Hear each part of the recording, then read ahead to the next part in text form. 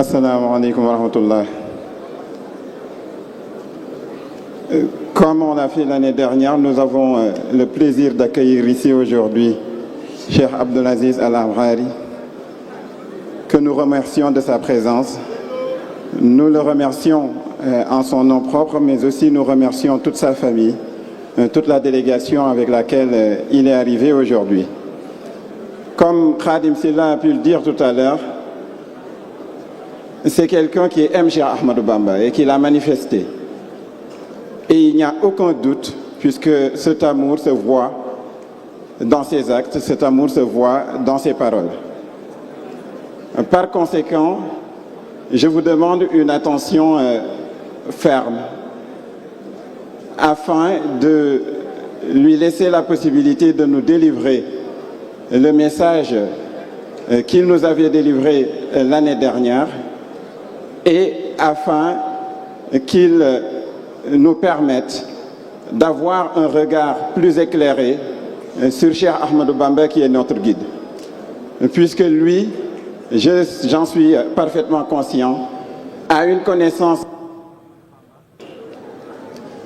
Il a une connaissance de Cheikh Ahmadou Bamba que certains ou beaucoup d'entre nous n'ont pas.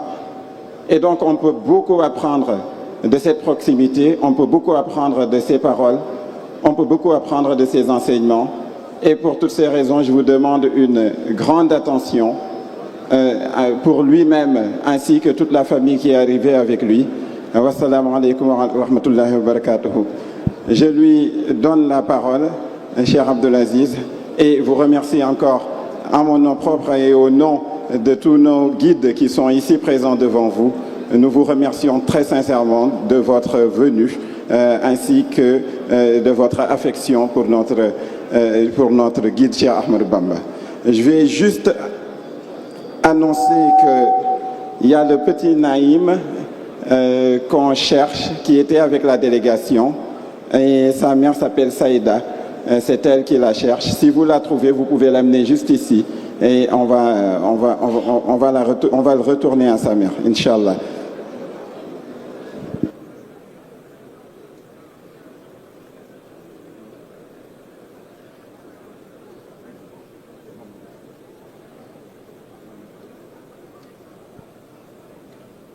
Voilà.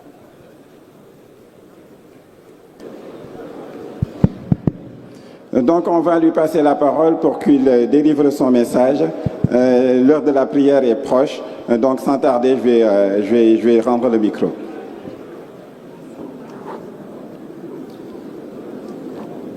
Assalamu alaikum.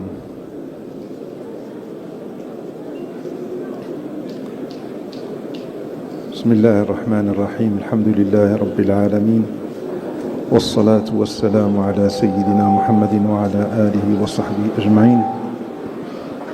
اللهم لا سهل إلا ما جعلته سهلا وأنت تجعل الحزن إذا شئت سهلا. سبحانك لا علم لنا إلا ما علمتنا إنك أنت العليم الحكيم. Tout d'abord, je tiens à remercier tous les frères, les organisateurs, les chouyours et tous les frères et sœurs qui sont présents ici de m'accepter parmi vous.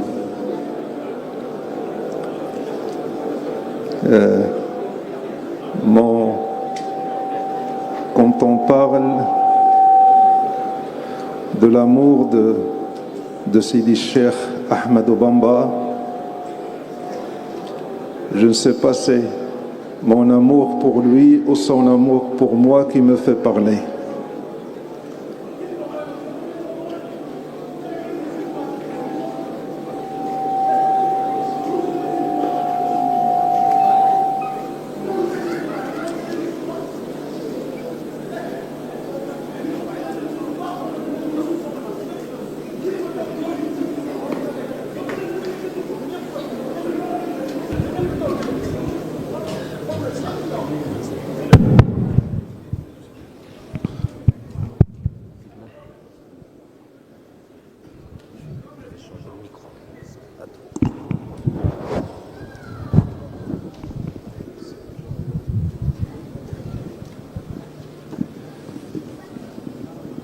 On est dans une assemblée des enfants de Sidi Cheikh Ahmadou Bamba.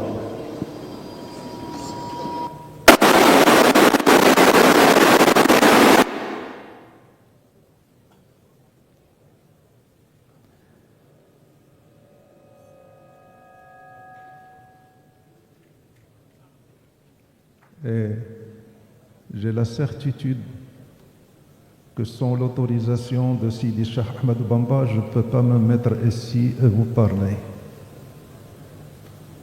Les awliya Allah, Allah subhanahu wa ta'ala leur donne un pouvoir. Le pouvoir de gérer les choses même après leur décès. Et il est bien évident que Sidi Cheikh Ahmadou Bamba vous aime. Vous êtes ses enfants. Vous l'aimez, vous aussi, à votre manière. Et si Sidi Cheikh me permet d'être ici et de vous parler, je vais essayer. Je suis sûr que je ne vais pas y arriver, mais je vais essayer d'être à la hauteur de cette mission, avoir un autre regard, une autre vision sur comment profiter de ce grand cheikh. On est là, on récite les qasaïd de Sidi Cheikh, on essaie de manifester notre amour pour Sidi Cheikh.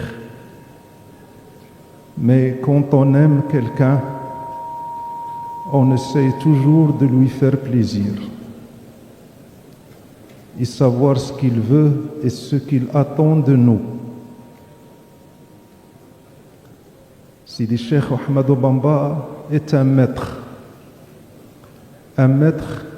dans le sens où il est là pour nous guider vers Allah, pour nous enseigner la religion d'Allah, pour nous éduquer, pour éduquer nos âmes, pour purifier nos âmes, pour être dignes de sa rencontre le jour de la résurrection. Sidi Cheikh Ahmad a un grand niveau. Et quand on veut être avec les rois, il faut être à la hauteur. Et pour espérer rencontrer Sidi Cheikh Ahmad après la mort, il faut qu'on soit à la hauteur. Comment être à la hauteur de cet amour et de cette rencontre? Et je crois que maintenant, vous allez accepter ce que je vais dire.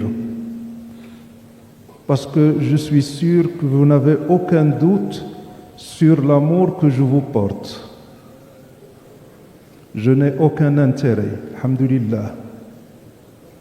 Mais puisque Sidi Cheikh Ahmed m'a accepté, je vais essayer d'être le khadim du khadim. Le khadim de Sidi al-Khadim. Essayer de transmettre son message par un autre canal. Avoir une autre vision. Parce que si Sidi Cheikh nous aime, il faut lui rendre cet amour. Comment lui rendre cet amour? Il faut qu'on comprenne une chose. Awliya Allah n'ont qu'un seul souci: rapprocher les hommes d'Allah. Le seul souci, quand Cheikh te voit, il pense à te rapprocher d'Allah. Donc, tu lui fais plaisir qu'en faisant l'effort de te rapprocher d'Allah. Je vais peut-être être un peu dur avec vous aujourd'hui, mais vous allez me supporter. Et je ne vais pas continuer avant que vous me donniez l'autorisation d'être franc et sincère avec vous, même si ça peut vous heurter. Est-ce que j'ai votre autorisation?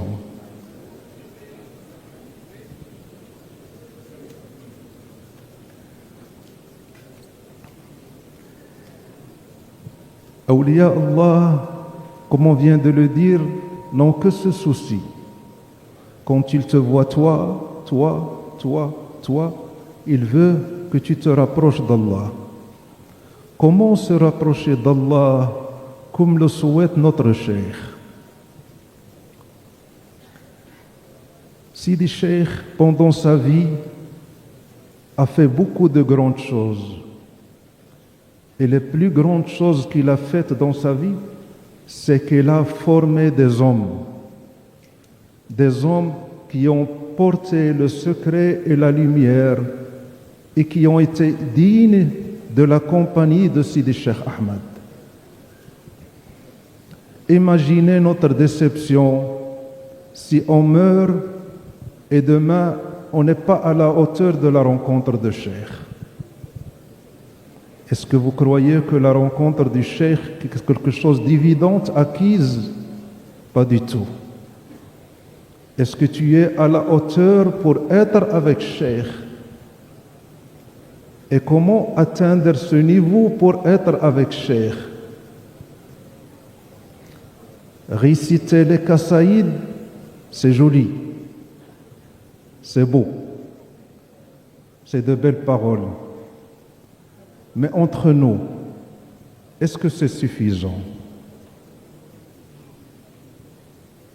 Répondez-moi. C'est suffisant? Parce que si on ne se remet pas en question et si on ne secoue pas un peu le palmier, on va continuer sur notre voie sans se rendre compte qu'on est en train de perdre l'héritage de Sidi Cheikh Ahmed. Et rien ne peut me faire souffrir que si cet héritage se perd. Un aussi grand homme qui voit son héritage se perdre, à tel point qu'il commence à se propager entre nous, qu'on peut être élevé et éduqué avec les Qasaïd seulement. Et qu'en récitant les Qasaïd, ça suffit pour nous éduquer. Et ça, c'est quelque chose de grave. Parce que si le Qasaïd suffisait pour nous éduquer et nous élever, est-ce que les Qasaïd sont plus forts ou le hadith de Sayyidina Nabi plus fort? C'est quoi le plus fort, les Qasaïd ou le hadith de Sayyidina Rasulullah sallallahu alayhi wa sallam? C'est quoi le plus fort? Hadith al-Nabi. Donc, autant réciter le hadith. Et le hadith va nous éduquer et nous élever.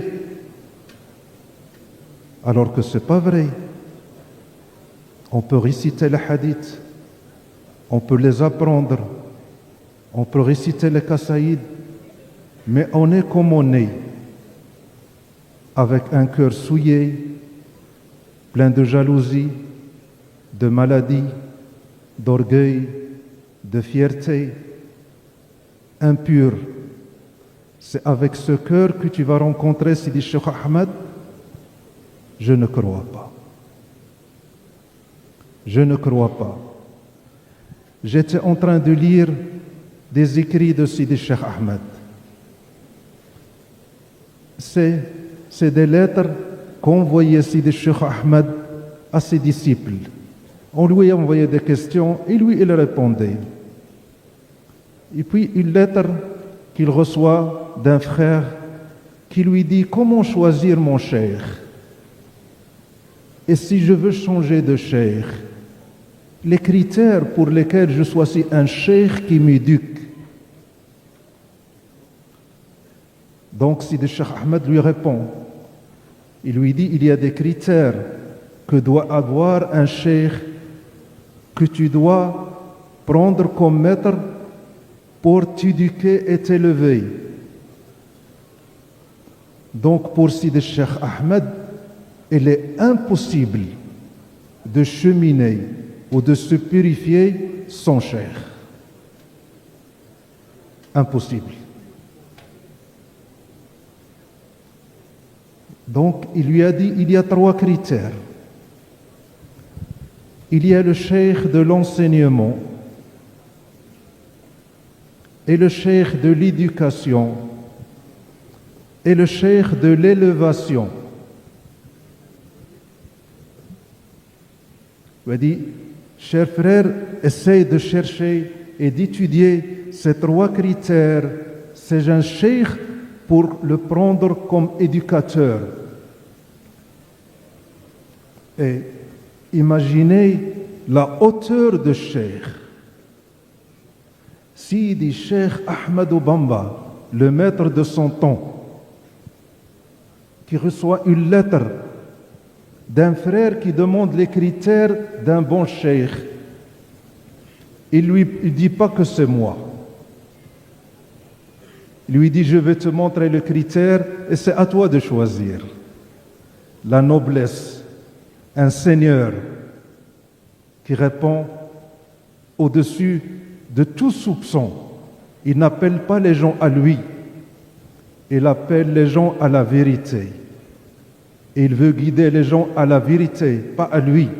Radiyallahu anhu wa arda. C'est pour ça quand on parle de cet homme ou de tous les awliya, ils ont un niveau qu'on ne peut pas imaginer de réflexion et de raisonnement. Ce sont des hommes nobles. Il dit, mon fils, je vais t'enseigner comment chercher un cheikh, parce que tu ne peux pas cheminer sans cheikh. Alors il lui a dit, je te parle du cheikh de l'enseignement. Le cheikh de l'enseignement, c'est un cheikh qui a appris la science intellectuellement et qui connaît beaucoup de choses et qui sait raisonner et donner un avis en voyant toutes les sources de la charia. Donc c'est un cheikh intellectuel. Il t'enseigne, il te donne de la science que tu reçois intellectuellement. Donc, ça c'est un maître. Mais c'est un maître qui peut t'apprendre que la science superficielle. Ça veut dire, il te dit par exemple, il ne faut pas mentir. Entre nous là, est-ce que le mensonge est halal ou haram? Répondez-moi, le mensonge est halal ou haram? On le sait. On a besoin de cours et de hadiths et de versets coraniques pour le savoir. On n'en a pas besoin. On connaît les versets, on connaît les hadiths. Mais est-ce qu'on ment? Répondez-moi. Est-ce qu'on ment? Oui, on ment. Donc la science et la connaissance intellectuelle est insuffisante pour éduquer l'homme. Donc Cheikh, il lui montre la première catégorie des cheikhs. La deuxième catégorie, c'est le cheikh de l'éducation. Le cheikh de l'éducation, c'est celui qui éduque ton ego, ton nafs, qui te montre comment te comporter avec ton ego et qui voit ton ego et le fait qu'il te parle ou s'adresse à toi, il voit tes défauts et il essaye de te guider en te montrant comment éduquer ta nafs.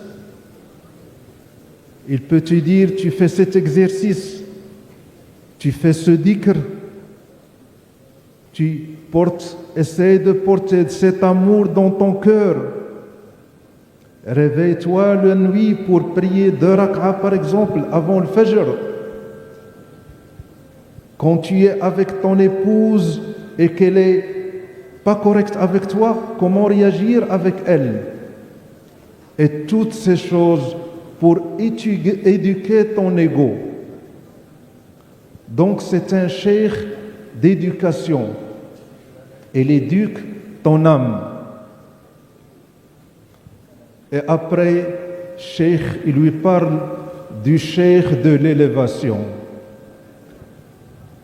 Le cheikh de l'élévation, c'est le cheikh, on peut profiter de son regard. C'est un cheikh qui porte la lumière d'Allah dans son cœur.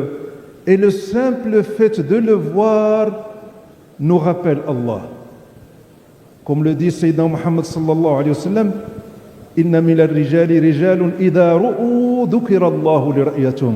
Il y a des hommes, quand ils sont vus, on évoque Allah en les regardant. Tu vois son visage, tu te rappelles Allah. Tu le regardes, tu dis ce visage est un visage divin, sans qu'il parle. Et quand il parle, il te transporte dans une autre dimension, où il te met auprès d'Allah, et tu oublies tout, et tu n'es en train que de prendre et d'avaler ces paroles pleines de lumière, alors qu'il est en train de dire la même chose que tout le monde. Mais ces paroles sont pleines de lumière. Quand il parle, il attire ton cœur vers Allah. Il t'attire à lui et en même temps tu sens la présence d'Allah. Ce sont des hommes élevés par Allah et la lumière d'Allah, porteurs de la lumière d'Allah dans leur cœur.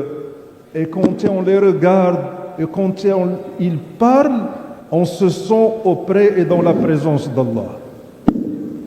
Ces hommes-là, quand tu es avec eux, et parmi ces hommes, Sidi Cheikh Ahmed Bamba. Quand on voit Sidi Cheikh Ahmed, il n'a pas besoin de parler, il n'a pas besoin d'enseigner. Le simple fait de le voir, tu te sens avec Allah. Il te transporte et t'élève même sans parler. Et quand il parle, tu rentres dans une autre dimension. Et le fait d'être avec lui, ça c'est une autre chose dans sa compagnie.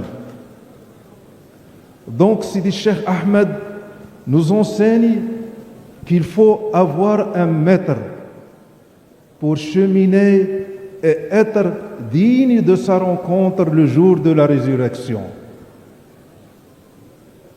Sidi Cheikh Ahmed Bamba a laissé beaucoup d'enseignements.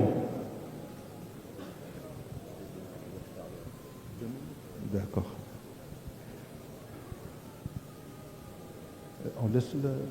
On laisse passer l'adhan ou bien on arrête?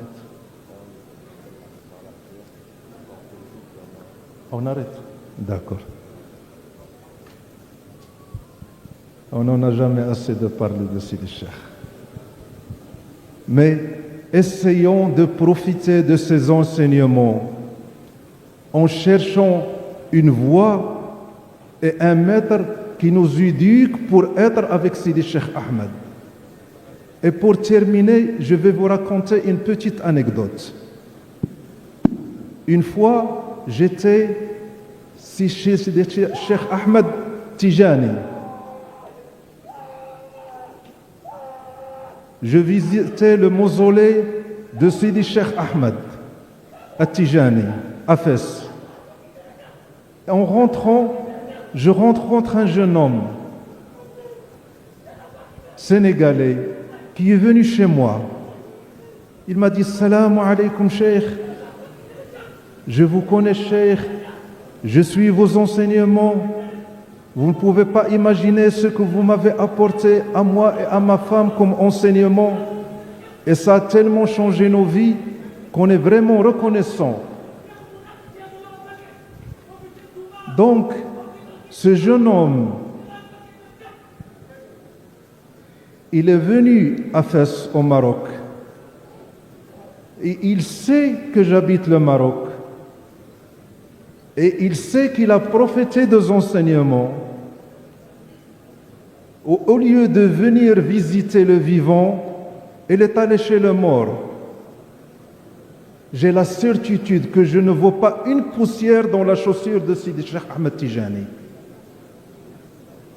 Mais comme on dit, un chat vivant est plus utile qu'un cheval mort. Donc je lui dis, tu viens du Sénégal, ici, au lieu de chercher l'homme de qui tu profites, qui a changé ta vie, tu viens visiter une tombe. Elle est où ta tête? Elle est où ta tête?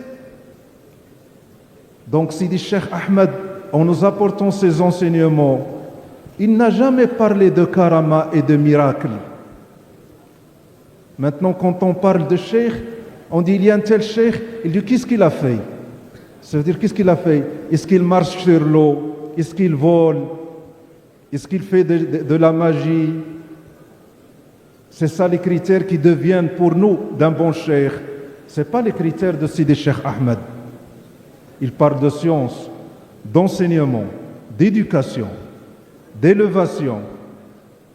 Alors nous, on a tout transformé et on a mis nos propres critères, les critères de nos égos. Je dois m'arrêter, je crois, pour vous. Barakallahu fikum, jazakumullahu khairan. Jazakumullahu khairan. Allah